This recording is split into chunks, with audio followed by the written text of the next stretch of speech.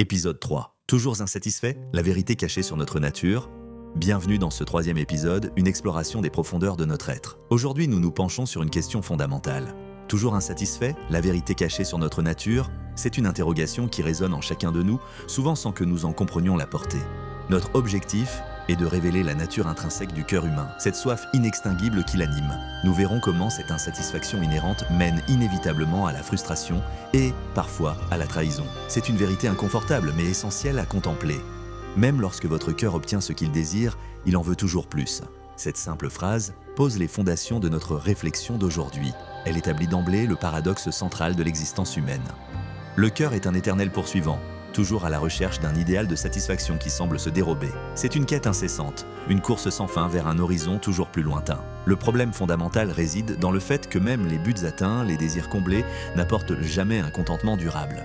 Nous nous retrouvons alors pris dans un cycle perpétuel de mécontentement. Chaque victoire est éphémère, chaque joie passagère, laissant derrière elle un vide que l'on s'empresse de vouloir combler à nouveau. C'est la danse éternelle de l'insatisfaction. Approfondissons maintenant la nature implacable de ce cœur insatiable. Sa fonction première est de désirer, de tendre vers un idéal de plénitude qu'il ne peut jamais véritablement atteindre. C'est une force motrice, mais aussi une source de tourment. Le défaut inhérent du cœur est son incapacité à connaître la véritable satiété. Il ne sait pas ce que signifie être pleinement comblé, car son essence même est le mouvement, le manque, l'aspiration. C'est pourquoi il nous les trahit. Il ne connaît pas le repos de la satisfaction. Cette nature conduit à un schéma destructeur. Le cœur, dans sa quête incessante, peut activement saper les bonnes choses de notre vie. Il ne se contente jamais de ce qui est, toujours à la recherche d'un mieux hypothétique. Cette motivation, ce désir ardent de quelque chose de supérieur, engendre un conflit interne profond. La nature même du cœur nous pousse vers un schéma de destruction où le présent est toujours insuffisant face à l'avenir imaginé. Pour illustrer puissamment cette vérité, tournons-nous vers l'histoire de Kid Cudi. Cet artiste, dont la musique a touché des millions de personnes, a connu un succès retentissant. Ses réalisations sont nombreuses, jalonnant une carrière brillante et reconnue.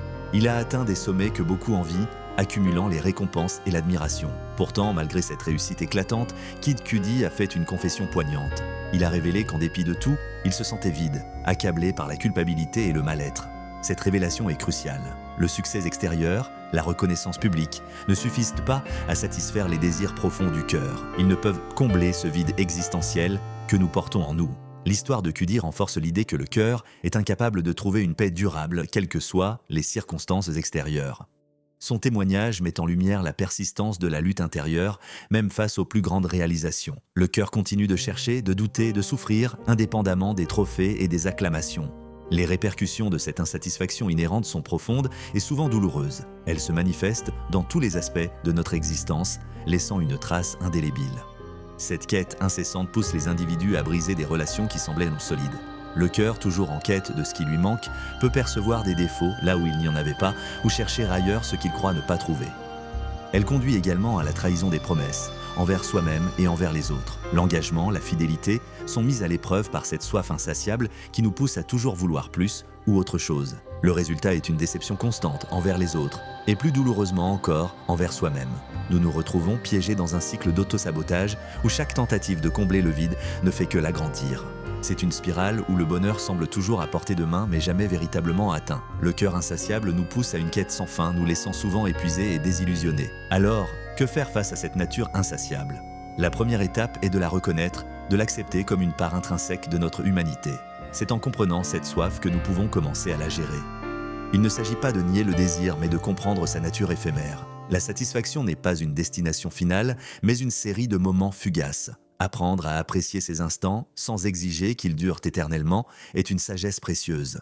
Peut-être que la véritable plénitude ne réside pas dans l'accumulation de désirs comblés, mais dans la capacité à trouver la paix au sein même de cette insatisfaction. C'est un chemin de conscience, une invitation à l'introspection. Le cœur insatiable nous pousse à grandir, à évoluer, à ne jamais nous contenter du statu quo. C'est une force motrice, si nous apprenons à la canaliser. Elle peut nous mener vers de nouvelles découvertes, de nouvelles compréhensions de nous-mêmes et du monde. C'est un défi constant, une danse délicate entre l'aspiration et l'acceptation. Le cœur, dans sa nature profonde, nous rappelle que la vie est un mouvement perpétuel, une quête sans fin de sens et de connexion. La question demeure, est-il possible de trouver une forme de paix au-delà de cette insatisfaction? La réponse réside peut-être dans la transformation de notre relation avec le désir lui-même. Au lieu de le voir comme un manque à combler, nous pourrions l'appréhender comme une énergie vitale, une énergie qui nous pousse à explorer, à créer, à aimer sans l'attente d'une satisfaction ultime et permanente.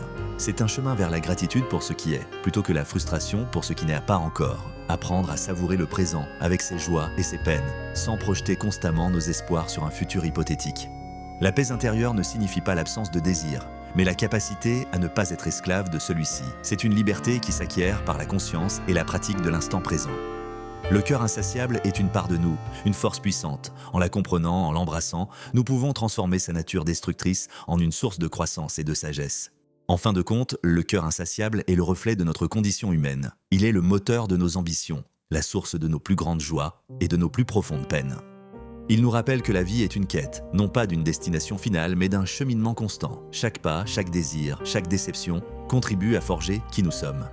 Comprendre cette vérité, c'est se libérer d'une illusion, celle d'une satisfaction éternelle, c'est accepter la nature cyclique de nos émotions et de nos aspirations. Alors, la prochaine fois que votre cœur vous murmure qu'il veut plus, écoutez-le. Mais écoutez-le avec sagesse, avec la conscience que cette soif est une part de vous, non pas une faiblesse, mais une force à apprivoiser. C'est dans cette acceptation que réside la véritable liberté, la capacité à naviguer les eaux tumultueuses de nos désirs avec sérénité. Le cœur insatiable n'est pas une malédiction, mais une invitation à une exploration sans fin de soi.